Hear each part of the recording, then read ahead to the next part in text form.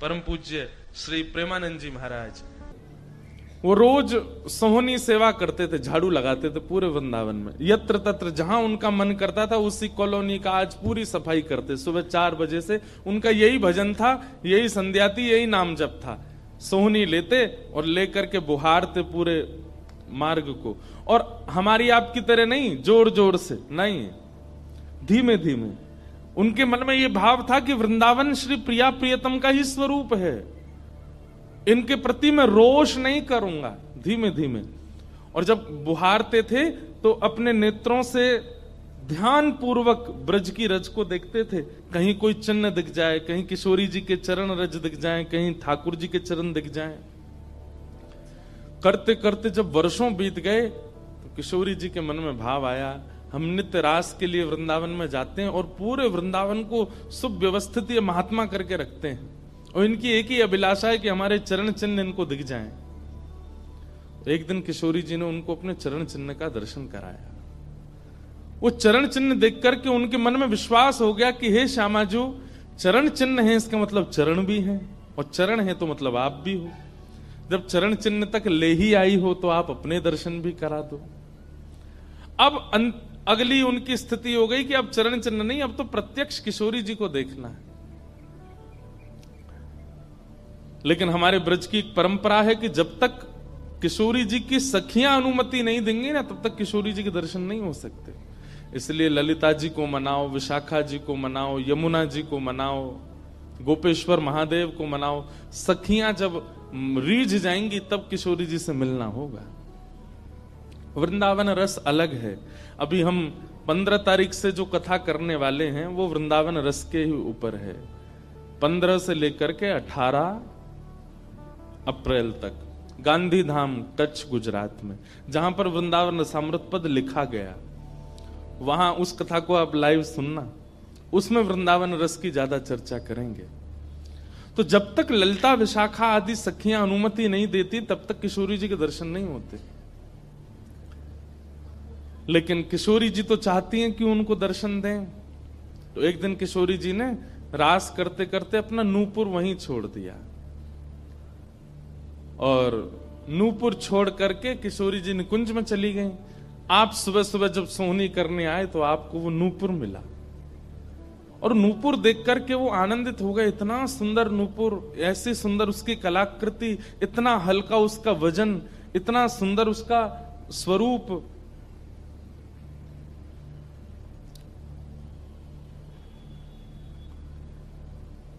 आपके मन में भाव आया कि कोई बड़े घर की लाली होगी, उसका रह गया होगा, मैं रख लेता हूं, कभी कोई मिलेगा मांगने आएगा कि भाई हमारा नूपुर दो तो मैं दे दूंगा। आपने वो नूपुर अपने पास रख लिया। नूपुर से दर्शन किशोरी जी ने कईयों को कराए। इसलिए वृंदावन में जब चला कीजिए ना, बहुत ध्यानपूर्वक देखते हुए पृथ्वी को चला कीजिए, क्या पता क्या मिल जाए।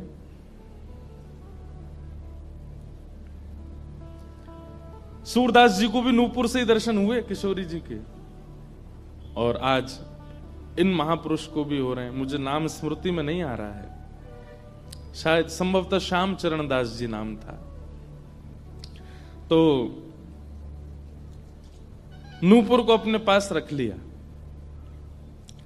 किशोरी जी का नियम है कि जब रास में जाती हैं तो सब सखियां उनका श्रृंगार करती हैं, और एक एक श्रृंगार जो उन्होंने धारण किया है वो लिख लेती हैं। कानन में कुंडल पहने हैं, गले में ये हार पहना है, उसके ऊपर मोतिन की माला पहनी है, फिर गुंजा माला पहनी है, फिर नवलखा के हार पहने, हाथन में इतने कड़ूला पहने हैं, पैरन में पाजे। क्यों? बोले रास में श्याम सुंदर आते हैं, पता ना काचोरी करके भाग जाएं। अगर एक कम रह जाए तो फिर ठाकुर जी की शामत कहाँ है, हमारी श्री जी का श्रृंगार बताओ। इसलिए सब सखियां जो हैं किशोरी जी के सिर से लेकर नख तक एक एक श्रृंगार को लिख लेती हैं पहले, रास में भेजने से पहले। और फिर रास में आने के बाद, रास से आने के बाद फिर सब सखियां एक एक श्रृंगार, एक बोलेगी हाँ भाई कानन में ये कुंडल हैं, सिर पर ऐसा सुंदर वो है, गले में ऐसी माला है, हाथन में कड़ूला, पामन में ये 2 पाजेब हैं, सब गिनती करो। और एक एक करके उतारती जाती है सखियां। आज किशोरी जी के चरणों का एक नूपुर नहीं है। शाखा आदि बोली हे श्यामाजू आपका एक नूपुर कहां गया? बोले अरे मो तो पतो ना है, सके नृत्य करते करते रह गए हो वृंदावन में। ललिता विशाखा बोली स्वर्ग के इंद्र के हाथी के दांतों से बना हुआ नूपुर है, वो सामान्य नूपुर नहीं है। आपके ऊपर तो कोटि कोटि ब्रह्मांड वारी वारी जाते हैं किशोरी जी, पर वो नूपुर ठाकुर जी ने आपको भेंट किए हैं, बड़े बहुमूल्य नूपुर हैं।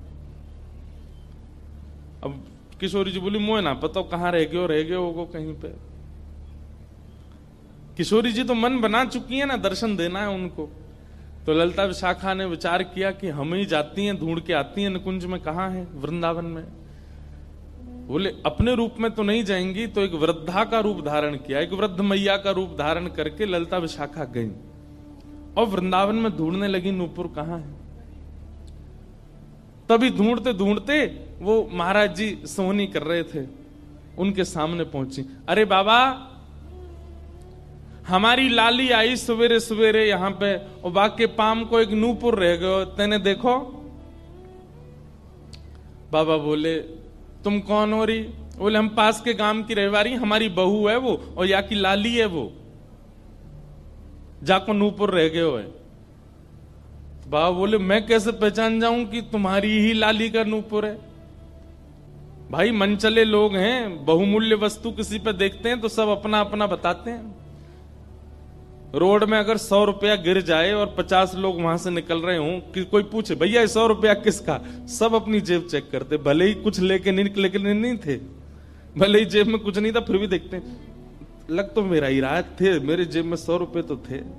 सब अपना बताते हैं बहुमूल्य वस्तु को। तो मैं कैसे मानूं कि तुम्हारा नूपुर है? अरे बाबा हम कह रहे हैं तुम थे। बोले कहवे को अभी मैंने तो नूपुर, मैं तो असमंजस में पड़ जाऊंगा कि मैंने गलत आदमी दे दियो। बाबा फिर कैसे माने को? बोले एक नूपुर मेरे पास है, एक नूपुर तुम्हारी बहू ने ही पहन रखो होगो, वाकू ले आओ और यहां लाकर के मुझे पहले नूपुर की पहचान करा तो मैं दूसरा दे दूंगा। ललिता विशाखा बोली बड़ो चतुर बाबा है, श्री जी को बुला रहा है। अरे बाबा तो शर्म ना आवे, ऐसी घर की बहू बेटी ने हम तेरे पास लेके आवेंगे?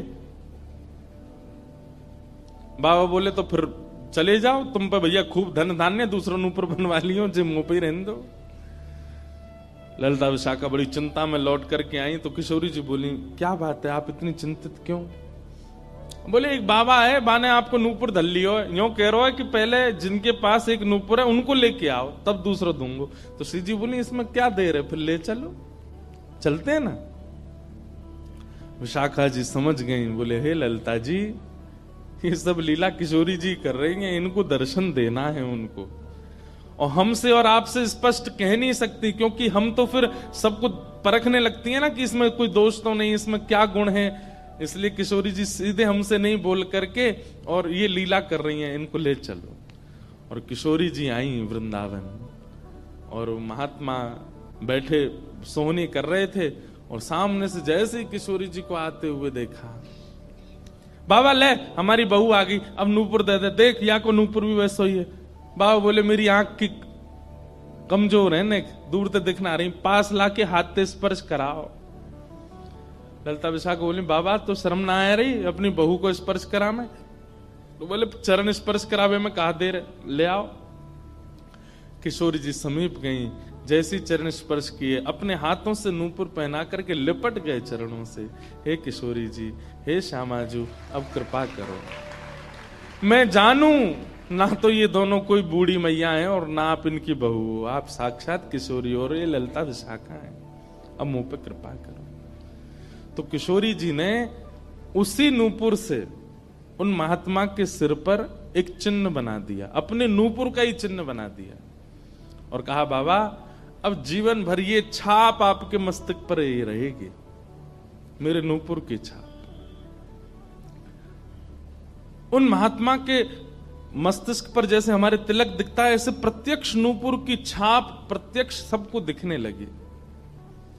अब ये तो थी उनके ऊपर कृपा, लेकिन इससे क्या हुआ कि वे महात्मा लौट करके जब अपने आश्रम आए तो उनके गुरुजी ने जब उनके माथे पर देखा तो वो बोले, ए तुमने अपने गुरु के द्वारा दिया हुआ चिन्ह बदल दिया? हमने जो तुमको तिलक दिया तुम वो क्यों नहीं लगाते, ये क्या लगाए घूम रहे हो। तो हाथ जोड़ के निवेदन किया, गुरुजी ये कोई तिलक नहीं है, ये कोई चिन्ह नहीं है, ये तो मेरी किशोरी जी ने कृपा करके अपने नूपुर का चिन्ह मुझे दे दिया है। तो गुरुदेव बोले, हाँ तू बहुत बड़ा भक्त है ना, किशोरी जी आकर के तुझको चिन्ह देंगी। कोई माने नहीं, सब बोले जाओ इसको मिटा के आओ, और जो मैंने तुमको चिन्ह दिया है वो लगाओ। अब पहले तो उनके हाथ कांपे कि मैं इसको कैसे मिटाऊं, लेकिन गुरु आज्ञा से ऊपर कोई नहीं। देखो ये गुरु निष्ठा होती है। किशोरी जी ने भले ही चिन्ह दिया, लेकिन गुरु आज्ञा है तो ठीक है। गए यमुना जल से सुबह से शाम हो गई मिटाते मिटाते, लेकिन वो चिन्ह मिटा नहीं उनसे। शाम को लौट करके आश्रम आए तो गुरुजी बोले, मैंने तुझे सुबह टोका था ना ये चिन्ह मिटा के आ, और तू अभी भी नहीं मिटा रहा। बोले गुरुजी मैंने प्रयास तो बहुत कर लिया लेकिन ये मिट नहीं रहा है। तब भी उनके गुरुजी माने नहीं। अब तो महाराज ये होने लगा कि गुरुजी को इतना क्रोध आ गया कि ये इतना हट कर रहा है कि हमारे द्वारा दिया गया तिलक चिन्ह उसको अस्वीकार करके और ये मनमुखा चिन्ह लगाए घूम रहा है माथे पर। गुरुजी ने सब अपने परिकर के लोगों को बैठा करके पंचायत करी आश्रम में। बोले इसको निकालो, जब हम में श्रद्धा नहीं, हमारे स्वरूप में श्रद्धा नहीं, हमारे तिलक में श्रद्धा नहीं, तो क्यों रहता है यहाँ पे। वो रोते रोते बोले गुरुजी मैं सत्य बोल रहा हूं, ये किशोरी जी ने चिन्ह दिया है और मैं खूब प्रयास कर रहा हूं। नहीं तो आप प्रयास कर लीजिए, ये मिट नहीं रहा है। अच्छा अब हमसे चाहता है कि हम तेरे माथे को छू करके मिटाएं। नहीं माने। तब उन्होंने नेत्र बंद करके किशोरी जी का स्मरण किया, हे श्यामाजू मैं किसी को प्रमाणित ये नहीं करवाना चाहता कि आप मुझे मिली हो, पर मेरे गुरु के चित्त में मेरे प्रति अविश्वास आ रहा है, इसके लिए कोई आप लीला करो। तो भगवान के सखा श्री सुबल जी की ये आराधना करते थे। ये जो महापुरुष थे ये ठाकुर जी के सखा सुबल का चिंतन करते थे कि कभी मैं ठाकुर जी से मिलने का मन हो तो सुबल, जैसे भगवान के सखा है ना, तन सुखा मन सुखा धन सुखा मधुमंगल श्रीदामा सुबल, तो ये सुबल का चिंतन करते थे कि सुबल कभी कृपा करेंगे तो मुझे ठाकुर जी से मिला देंगे। ऐसे सखियों का चिंतन करते हैं किशोरी जी के दर्शन करने वाले, और सखाओं का चिंतन करते हैं ठाकुर जी का दर्शन करने वाले। तो ये सुबल का चिंतन करते थे। तो किशोरी जी ने सुबल को बुलाया। सुबल आए, श्यामाजू आज्ञा करो। बोले आपको हमारा एक काम करना है। एक महात्मा पर हमने कृपा करके उसको अपने नूपुर का चिन्ह दिया है और उनके गुरुदेव को विश्वास नहीं हो रहा कि ये चिन्ह हमने दिया है, इसलिए वो आपकी आराधना करते हैं, आपको बहुत बचते हैं। आप जाकर के हमारी तरफ से ये प्रमाण दे दो कि हमने चिन्ह दिया, क्योंकि उस सभा में कई लोग ऐसे हैं जिनको मेरे दर्शन का अधिकार नहीं है और मैं तो जाना चाहती हूं पर ये ललिता विशाखा मुझे जाने नहीं देंगी, इसलिए आप जाकर के वहां प्रमाणित कर दो कि ये चिन्ह मैंने दिया है। तब भगवान के सखा सुबल साक्षात उस आश्रम में प्रकट हो गए और प्रकट होकर के जैसे देखा दिव्य देह, दिव्य तनु, दिव्य तेज निकल रहा है, सबने प्रणाम किया। बोले कि ये आपका परिचय। बोले मैं भगवान का सखा सुबल हूं। देख करके सबने बोले आप कैसे आए। बोले हे गुरुदेव आप अपने शिष्य पर इतने रोष कर रहे हो, ये चिन्ह ये किशोरी जी ने ही इनके माथे पर पधराया है, आप इनके ऊपर नाराज मत हो। अब सुबल प्रमाणित करके चले गए। अब क्या हुआ, गुरु जी को आत्मग्लानि होने लगी। बोले मैं गुरु हूं और मेरे चेला को ठाकुर जी मिल गए, श्री जी मिल गई और मुझे विश्वास नहीं हुआ। तब गुरु जी ने अपने गुरुजनों को, अपने श्रेष्ठ जनों से जाकर के कहा कि मुझसे अपराध बना है। ठीक है, गुरु शिष्य के ऊपर क्रोध कर सकता है, उसका कोई दंड नहीं होता, पर किशोरी जी के द्वारा कृपा की गई, मैंने उस पर प्रश्न चिन्ह उठा दिया, इसका तो मुझे दंड मिलना चाहिए। तब सब रसिक जनों ने विचार किया। बोले इसका क्या दंड दें। तो बोले आप एक काम कीजिए, दंडोत्सव कीजिए। दंडोत्सव। बोले दंडोत्सव में क्या करना है। बोले आज तक जितनी तुम्हारे पास जमा पूंजी है सब संतों की, भक्तों की सेवा में लगा करके और आनंद से सुंदर भंडारा करो, सुंदर नाम संकीर्तन करो, सुंदर अपने घर पर एक उत्सव रखो और उसमें जितने महापुरुष आए सबको दंडवत प्रणाम करते करते सबसे क्षमा मांगो और फिर जब सब तुम्हारा धन संपत्ति अब तक जितनी कमाई वो सब संतों की सेवा में लग जाए, फिर उन संतों से कृपा प्रसादी मांगो कि आप सब मुझे क्षमा कर दो। इस प्रकार से दंडोत्सव करो। तो जिन्होंने ये भाव कहा है उनको ये दंडोत्सव करना है। दंडोत्सव मतलब अब पूरे जीवन की जमा पूंजी तो खर्च नहीं कर पाओगे, पर हां पिछले 3-4 साल में जो जमा कर रखा है प्रयास करो उससे। पंढरपुर में वारी जाती हैं, हमें भैया बता रहे थे अपने जो जिनके साथ हम घूम रहे थे कल, कि यहाँ वारी जाती है, यहीं से जाती है श्री पंडरीनाथ भगवान की वारी में इतने सारे वैष्णव जाते हैं, उनकी सेवा में लगा दो। वृंदावन जाके कुछ लगाया, पंढरपुर में लगा दो, गोवर्धन में लगा दो, और सुंदर अपने घर पर एक ठाकुर जी का उत्सव करके किसी श्रेष्ठ को वृंदावन से बुला करके उनका सुंदर संकीर्तन करवाओ, कथा करवाओ, 2-3 दिन का ही कोई उत्सव रखो। इस प्रकार से अपनी वो जमा पूंजी संत वैष्णवों की सेवा में खर्च करके भंडारा करा के जितनों से मिलो सबसे क्षमा मांगो। वारी निकलती है आषाढ़ी एकादशी पर, इतने सारे वैष्णव जाते हैं पंढरपुर दर्शन करने, मार्ग पे खड़े होकर सबको शरबत पिलाओ और जो जो शरबत पिए उससे क्षमा मांगो, मुझे क्षमा कर दो, मुझसे अपराध बना है, मैंने कंठी पहनने के बाद भी मांस का सेवन किया, मैंने मद्य का सेवन किया, मैंने ऐसा किया, ये क्षमा मांगो। असंख्य भक्त एक साथ जब आपको क्षमा करेंगे तब आपका ये अपराध पूर्ण होगा। इसी को कहते हैं दंडोत्सव। तो फिर कथा पूरी करें। वो महाराज जी को सब लोगों ने कहा तुम दंडोत्सव करो, तो उन्होंने कहा ठीक है, मैं अगले 7 दिन के लिए दंडोत्सव करूंगा। ब्रज में जितने भी संत आवेंगे ब्रज की सीमा पर खड़े होकर के सबको माला पहना करके सबको सत्कार के साथ लाया जाए। आश्रम में उनकी रहने की सुंदर व्यवस्था, प्रसाद की व्यवस्था, और नाम संकीर्तन अखंड चले 24 घंटा 7 दिन तक, और खूब भंडारा चले, और जितने महापुरुष आए सबसे क्षमा मांगनी। तो जब ये दंडोत्सव का बात हुई तो गुरु जी ने दंडोत्सव लिया, और चेला बेचारे जिनको किशोरी जी ने चिन्ह दिया था वो मन में सोचने लगे ये क्या हो रहा है, मेरे कारण मेरे गुरुजी को दंडोत्सव करना पड़ रहा है। तो उन्होंने अपने गुरुदेव के सामने प्रणाम करते हुए अपनी झोली फैला के कहा गुरुजी मुझे एक भिक्षा दे दो। तो क्या चाहिए?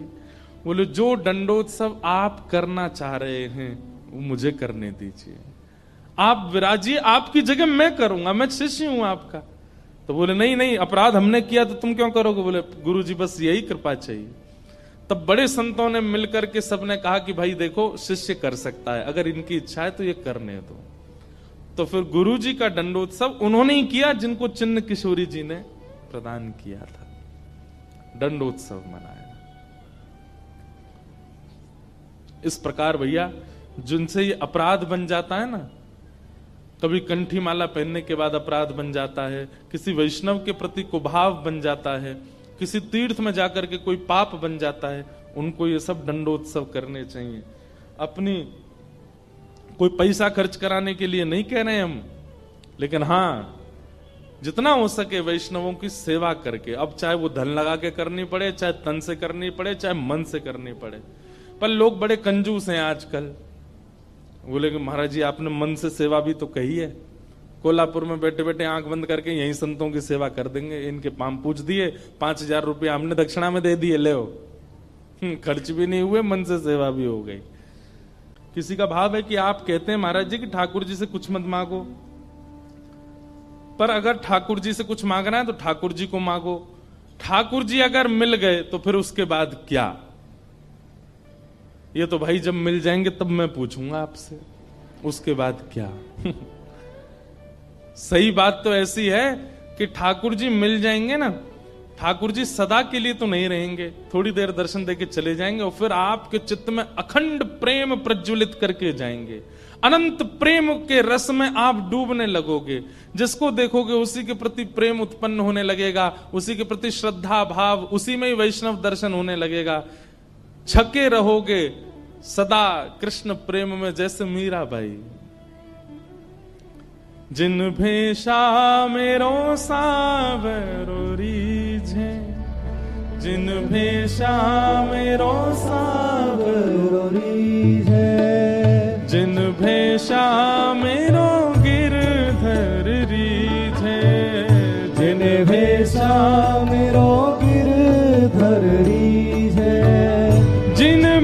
निर्वेशा प्यारो विठ्ठल री जय, निर्वेशा प्यारो विठ्ठल री जय। सोही भेष धरूंगी हो मैं तो सोही भेष धरूंगी। अरे हाँ मैं तो सोही भेष धरूंगी हो मैं तो सोही भेष धरूंगी। अरे हाँ मैं बैरागन हूँगी, मैं बैरागन हूँगी। ओ बाला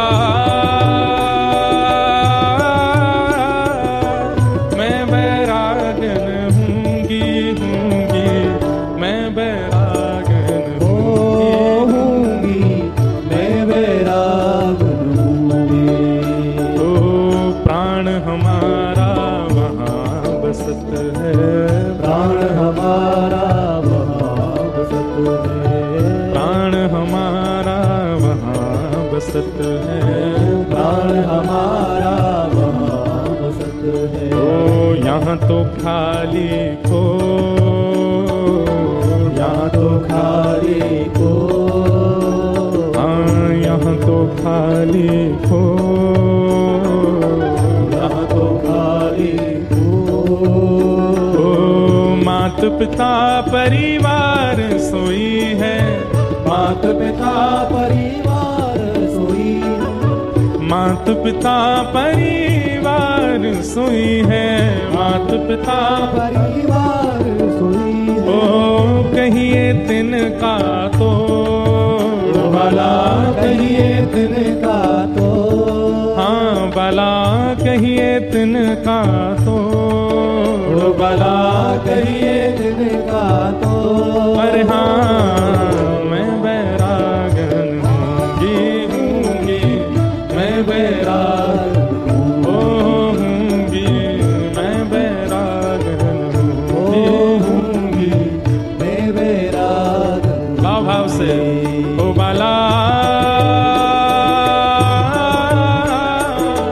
मैं बैरागन हूँगी, मैं बैरागन हूँगी, मैं बैरागन हूँगी, मैं बैरागन हूँगी।